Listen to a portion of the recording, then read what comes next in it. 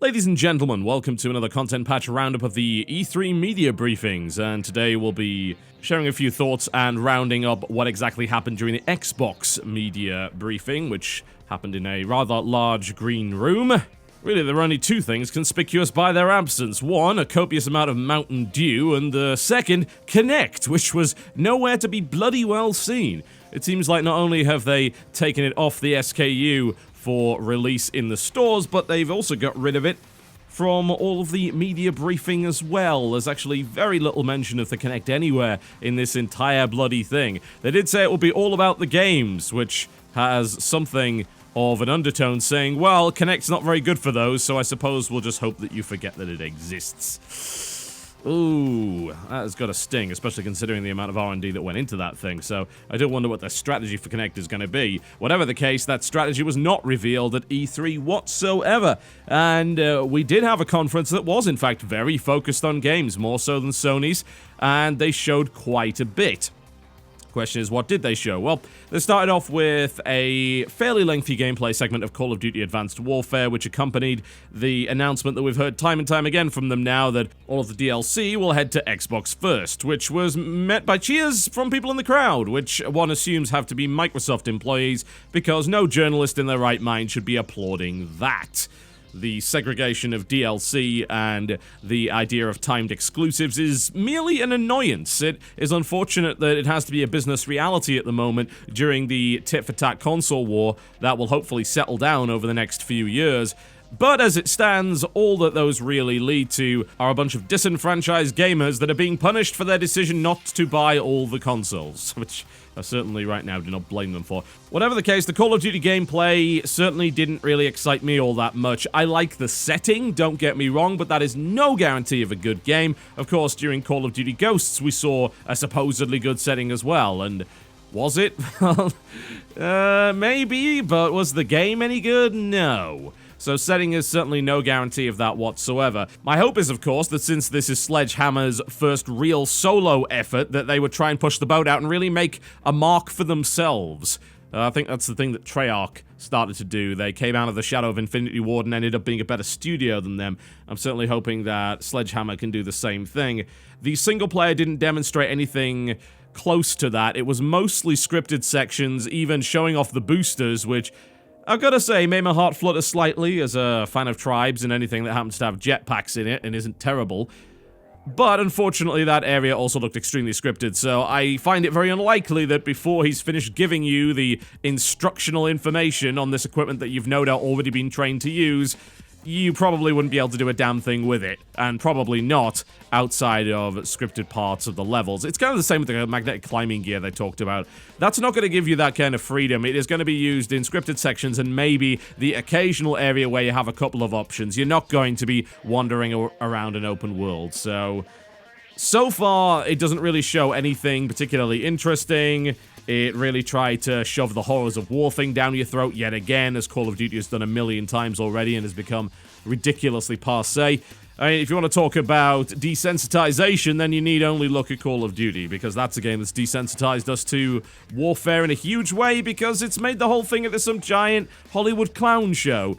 But what I hope is that the advanced technology will lead to some interesting options in multiplayer, because let's be honest, that's where the meat of the game is, that's what people actually play, and up to this point we haven't actually seen anything from that whatsoever. We've only seen what looks like a reasonably impressive, but not on the level of even Crysis 2, let alone anything else, when it comes to visual fidelity. So hey, 3 hours of scripted campaign, I can certainly leave it. Let's see what they have to offer us in multiplayer going forward. Now, they moved on to Forza. They announced that there would be a track whose name I cannot pronounce. I don't know anything about motorsport. I'm going to be entirely honest. I think it's the Nürburgring, also known as a big pile of sodding concrete in Germany, is now available for free for Forza 5. They also did a little bit on Forza Horizon 2, which they certainly mentioned would be at a stunning 1080p, although they neglected to mention it will be at a not-so-stunning 30 frames per second, because apparently that's acceptable these days. Well, I suppose it will line up quite nicely with Drive Club, that is doing exactly the same thing. You gotta remember, when it comes to racing titles, you might wonder maybe why it is that there's always a big-name racing title with every console launch or soon afterwards. It's because they are really easy graphical showpieces. is, when it comes to racing games, you only have to render a limited number of things on the screen, and you also generally don't have to deal with people. Whenever you see people in racing games, they usually look ridiculous. They're designed to be driven past at 150 miles an hour. So when you stop and smell the roses, or indeed look at the creepy, disfigured members of the crowd, you rapidly realize that all the work went into the cars and the tracks, and none of the work went into the window dressing. And to be honest, it's fairly easy to make a good-looking car. You are basing them on real designs, real blueprints. You don't have to make them look human in any way. They are machines. So they can be nice and easy graphical showpieces that aren't particularly taxing and impress people. Well, honestly, I have got past the point of being impressed by that. I think the last racing game that impressed me was Metropolis Street Racer. And frankly, we're out of the Dreamcast era in a big way, so I'm not particularly excited for Forza Horizon 2 at all, and it was a bit of a weak opening, honestly. It's like, hey, we're Xbox, we have guns and cars, and here's more guns, and so on and so forth, so there you go. They then showed a little bit of Evolve, which, of course, we know a decent amount about. I am reasonably excited for that game. I like the idea that we might be moving towards some asymmetrical multiplayer. Indeed, the Xbox conference demonstrated a little bit more of that with the forthcoming Fable Legends, which I'll talk about a little bit later. But I'm looking forward to giving Evolve a bash, and of course that game's going to live or die based on the amount of variety that's brought to the table by the number of playable classes and also number of playable monsters with the amount of variety that is tied into that. You know, I want to make sure that every game that I play is sufficiently different from the last.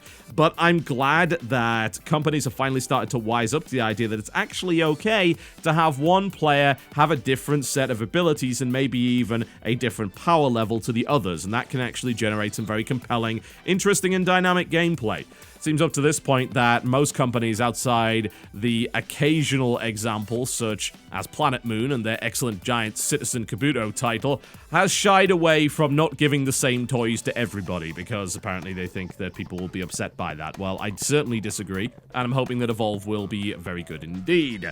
Then we moved on to Assassin's Creed Unity, which demonstrated that it would have a 4-player co-op campaign.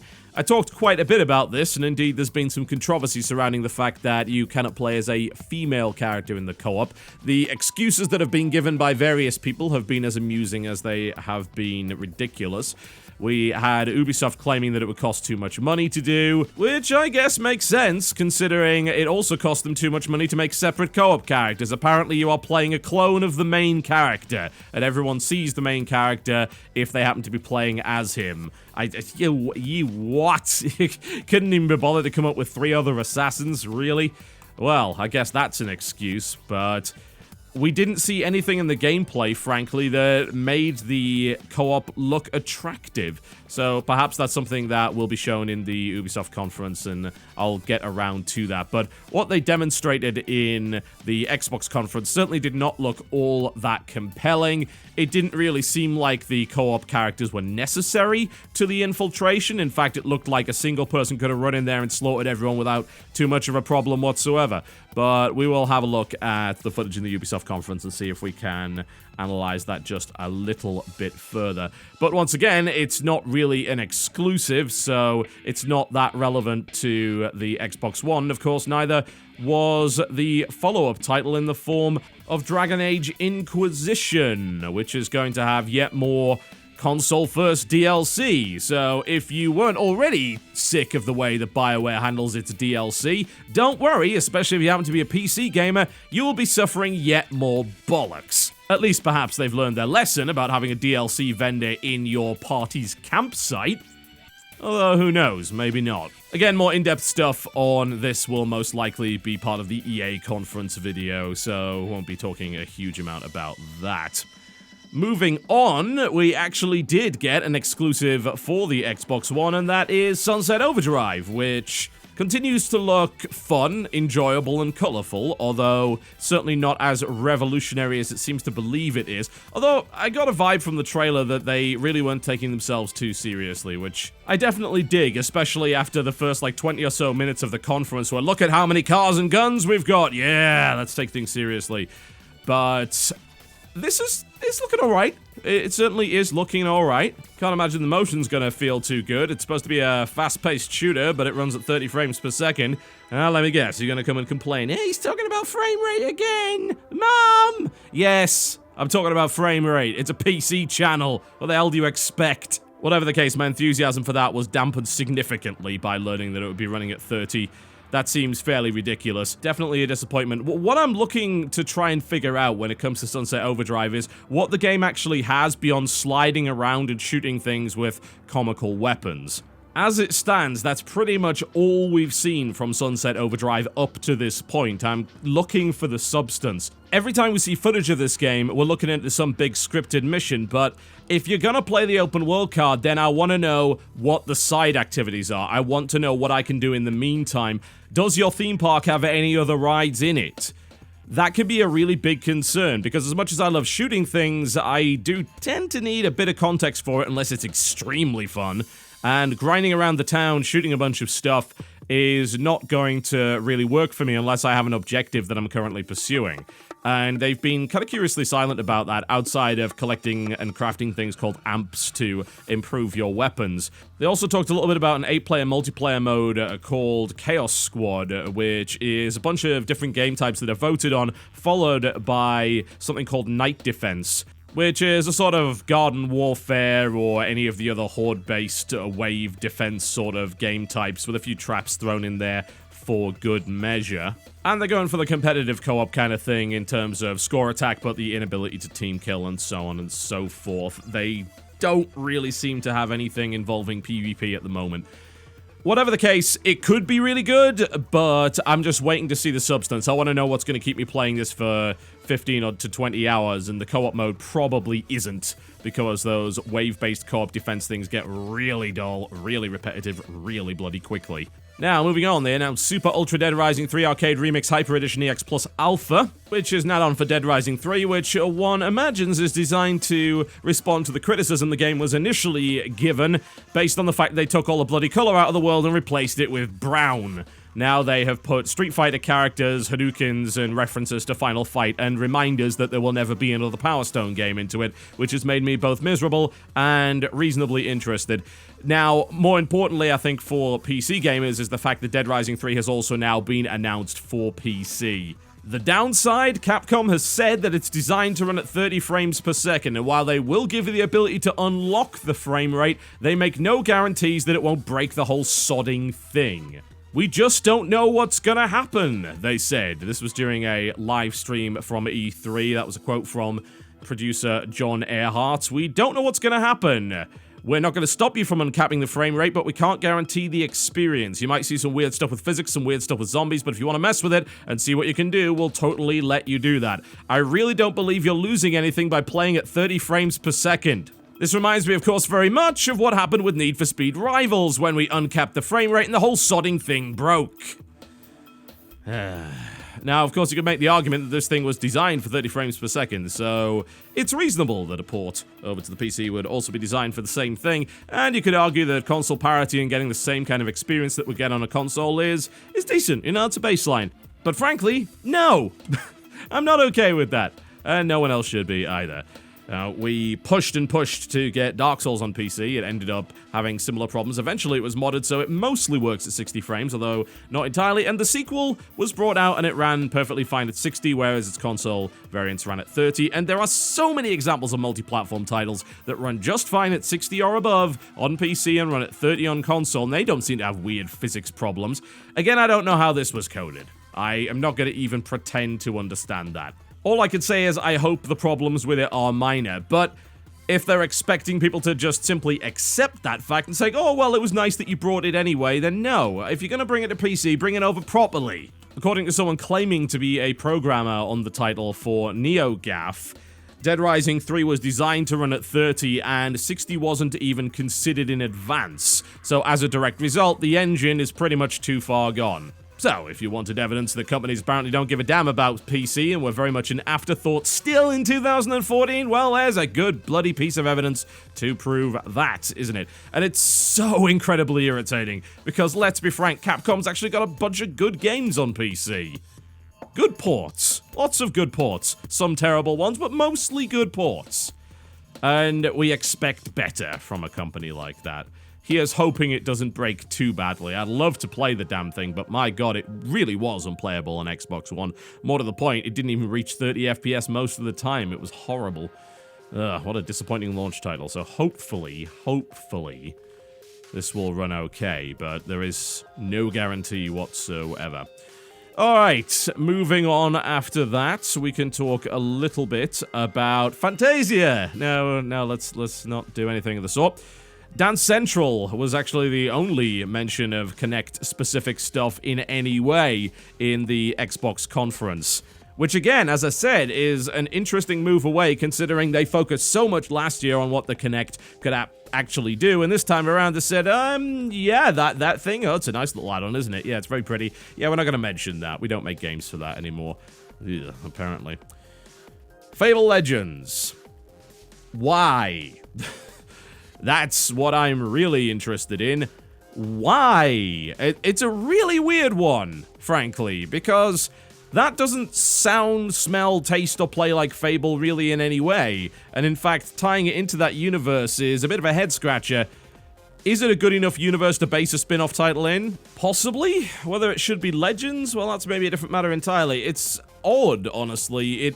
It feels like there really isn't the sense of humor that would actually work out there, because it's more of a competitive / co-op. I mean, it's another 4-on-1 game. This time around, they're taking a few cues from the game Dungeon Land, as well as Half-Life mods like Zombie Master that put one player in the role of an overseer, a dungeon master, a villain character. Hell, you know, you could look at games like Dungeons and Dragons, the original tabletop, and say, oh, okay, yeah, I can see where the inspiration is coming from. Yeah, and I suppose that certainly makes sense, doesn't it? It looks alright. Like, don't get me wrong, it really does. It was actually one of the titles that they showed that piqued my interest, because like I said, I'm into this idea of asymmetrical multiplayer gameplay, and we did see a good amount of that, saying that there's a bunch of humor involved in it. Well, there was in the voiceovers, but at the end of the day, it does seem to be more of a multiplayer co-op experience, so you're not going to get those handcrafted humor sections, although you may get enough humor regardless if it is possible for the villain to taunt the heroes and have things like that going on. So it looks alright, certainly, but it's hardly the next-gen Fable RPG experience I was hoping for. It's more of a hack and slash. That's a bit of a shame. Then, of course, we moved on to Project Spark. I don't even know at this point when it comes to Project Spark. It's really going to be defined by how talented and imaginative, I suppose, the players are. They did really stick the knife in at the end, though, with the Conker mention, saying, oh, well, there's not been a Conker game in a while. Guess we're going to have to make our own. It's like you're going to be able to use the Conker assets in it. Great. Yeah, just rub it in the face that we haven't had a good Conker game in bloody forever. I very much doubt that you're going to be able to include the interesting language and dialogue that was included in the Conker games in something in Project Spark. So that was a nice big slap in the face to the fans. So not really sure why they did that. That was just silly. Why on earth would you do that? Did you really think people would respond well to it? No. I mean, you were waving something beautiful in their face and then slapping them around the head with it. Dear Lord. As it stands, there's currently no sign, by the way, of Project Spark coming to Windows 7, and it probably never will. If you need any more evidence that Microsoft hates you, that's it right there. Move over to a new OS. No! No! I don't want to. I don't know if I'll dual boot for Project Spark. Maybe. I'd definitely be tempted to, I've got to admit. And perhaps that's what they want from me. Then they shoved in a trailer for Ori and the Blind Forest, which is, frankly, by far the most interesting thing that they've showed so far in the conference, and there was no mention whatsoever of anything about it. Gotta love that. It's this whole idea of we're going to give some stage time to indie devs. We're just going to throw a trailer up there and just leave us hanging on that one. Moon Studios are the folks responsible. They're a brand new studio. The game looks absolutely gorgeous. The game is something of a Metroidvania title. The developers claim they were inspired by the graphic style of the recent Rayman games, which is certainly a good thing to aim at, as far as I'm concerned.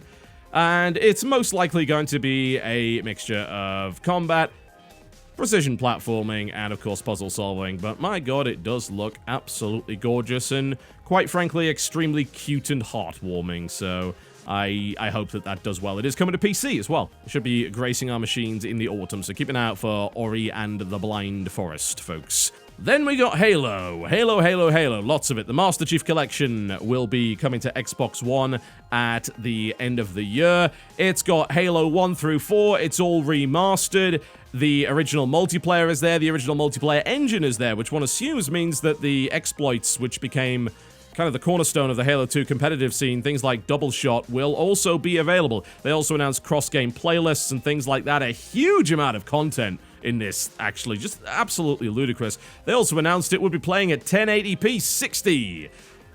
I want to point out, by the way, that in a console exclusive audience, the biggest cheer in that entire bloody event was for 60 frames per second for Halo. Just want to point that out. Anyone that breaks out the idea it's just a number. Yeah, right, okay. Yeah, it's good. And there's no sign of it coming to PC whatsoever, which of course is expected, but disappointing. Oh man, you know, Halo, originally supposed to, of course, be a Dreamcast game, then a PC game, and then Microsoft snapped the bloody thing up, and that was that. And we got barely hiding a hair of it. The original Halo is still played on PC after all these years. It's not actually possible to play the original Halo on a console anymore. All the servers were shut down. Halo 2 ended up being an exclusive for Windows Vista, of all bloody things, and didn't make itself onto Steam. In fact, neither did the original one either, although there are rumors that the original Halo will be coming to PC in some capacity, since mentions of it were spotted in the Steam database. However, there are no plans to bring across the Master Chief Collection, which, bloody hell, I mean, talk about something that would make perfect sense. If you're going to ignore PC for that long, you might as well at least bring the remastered stuff over, but no sign of that either. No, console exclusives are not good for the industry. Unfortunately, they are a required part of an industry where the three big console platforms are all in competition, and it does tend to leave people out in the cold. Thankfully, it seems like exclusives are a dying breed, and we're getting a lot more multi-platform releases.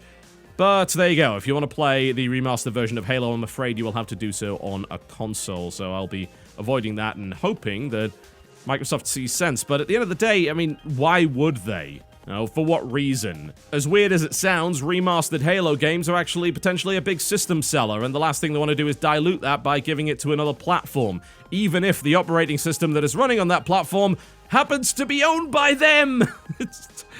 Oh, dear Lord, man, if they want to keep people on Windows and away from the forthcoming SteamOS and things like that, then they've got to try a little bit bloody harder. So we'll see whether or not Microsoft's commitment to renewing its ties to PC was actually a real thing, or in fact a complete pile of bollocks later in the year. They, of course, also showed a little bit of a teaser for Halo 5, which was all pre-rendered and showed no gameplay whatsoever, so who really cares? And after the large amount of time that was dedicated to Halo, we got the obligatory We Care About Indie Games as Well Honest section, which showed the next game from Playdead, the developers of Limbo. It's called Inside. As of yet, we don't know too much about it, other than it will be a 2.5D game of some description, and it is touted as an atmospheric thriller. I do like the graphic style, very much flat shading and effective use of lighting in that game, as we would expect from the developers of Limbo, so hopefully that will work out well for them. After that, we got a cavalcade of indie stuff, most of which is coming to PC, and some of it that's already bloody well out. We've got Lifeless Planet, that's already out, and of course, things like Mighty No. 9 and Hyperlight Drifter will be coming out on PC, as well as Capybara's new title, Below. They also seem to believe that Techland's Hell Raid constitutes an indie title, which I guess technically is true. At the moment, it does seem to be being self-published, although it might get picked up a little bit later down the line. That one actually looks particularly interesting, and guess what? It's gonna have a Game Master mode. Someone short-sightedly called this the year of beheading. I would call it the year of asymmetrical multiplayer, but I understand that's quite a few syllables. We don't know exactly what the Game Master mode will entail, as to whether or not it'll be a player controlling it or something like, say, Director mode in Left 4 Dead, but the game certainly looks interesting, and it involves killing things with swords in first person, which we frankly do not get enough of at all. Okay, moving on, we saw a little bit of the new Tomb Raider game. We didn't really see any gameplay, so frankly, it doesn't make much difference to me. I'm glad that there's going to be a new Tomb Raider game, especially after Square Enix complained that it didn't sell enough copies. A mere 6 bloody million in 1 year. Okay, All right. According to an article by Tom Phillips, actually, on Eurogamer in January this year, Tomb Raider finally achieved profitability by the end of last year after selling about 5 to 6 million copies. That indicates to me your game was too bloody expensive. You just might want to spend a little less and maybe have another look at your game development process, because if there's anything that's going to sink the AAA games industry, it is the ludicrous spending and the massively inflated budgets of these titles. And frankly, while Tomb Raider looked good, I certainly didn't see it as a title that justified such a ridiculous budget where it takes 6 million copies to achieve profitability. That is unsustainable, and that is bloody well ludicrous and irresponsible. So here's hoping they've learned significantly from that experience. But glad to see another Tomb Raider game coming out nonetheless. The last one was pretty good. Witcher 3 Wild Hunt, also known as We Will Look Better on PC. But we look okay on Xbox One as well. We don't actually know if that demo was running on Xbox One. It's probably safe to assume that it wasn't. Most of the time, that's the case. They run it on the most powerful hardware they can find, which isn't a console. But the gameplay is looking certainly very solid. There's no doubt about that. Looks like a Witcher game. The biggest concern that I've got about it is that they're opening the world up a little bit, which means that the more handcrafted and story-driven experience that we got from Witcher 2 may not exactly be present. I'm always wary when I hear the term open-world RPG, because that often means a whole lot of nothing and a lot of repetitious kind of content that isn't necessarily handcrafted in the same way that it would be in perhaps a less open RPG. To be honest, I'm totally fine with how open Witcher 2 was. I think it was just about right, as far as I'm concerned, giving me the freedom to go and deal with side quests and wander around fairly large areas, but not giving me miles and miles and miles of open wilderness. And indeed, while some people might argue that's the strength of games like Skyrim, it's also the greatest weakness, because the Elder Scrolls games have suffered for a long time from being massive open worlds with not a lot of bloody stuff in them. So hopefully Witcher does not fall into the same trap. Looking good, though. Certainly looking forward to giving that one a play when it comes out on PC. That was followed by a little bit of a short announcement of Phantom Dust, which is considered by many people to be a cult classic on the original Xbox. Not a lot of you will have heard of it necessarily. I've got to admit, I didn't either. I'd love to tell you, yes, I'm an expert in old Xbox cult classics that happen to be mixes of third-person action and card-based strategy, but I'm not. I am very glad that's coming back, though, because that sounds like it's right up my alley. Absolutely. You construct so-called arsenals, which are like decks of cards, and you use them in battle against other players. I like that weird kind of stuff. I really, really do. So I'm excited to see a revival of that title. It's nice to see cherry-picking of something that's fairly obscure and was well-rated back in the time. Like, it was a critical success, but I wouldn't say commercial failure, but certainly wasn't a blockbuster in terms of sales by any stretch of the imagination. I mean, hell, the original developers were looking to try and do a Kickstarter to get a sequel done for this. So I'm glad that this got picked up and is hopefully going to be getting full support and funding. That's kind of great. And frankly, they do need a title like that to actually make the console attractive over in Japan. And they have yet to acquire something up to this point. But cool, excellent. I'm going to see something rather interesting. Can we have another concept as well? That would be good. Oh yes, the mixture of Magic the Gathering and Monopoly with potato people as one of the playable cards. It's good. It's pretty good. Let's have some more of that. After that, we got to see a little bit more of The Division, also known as shoot people in a post-apocalyptic America for experience points.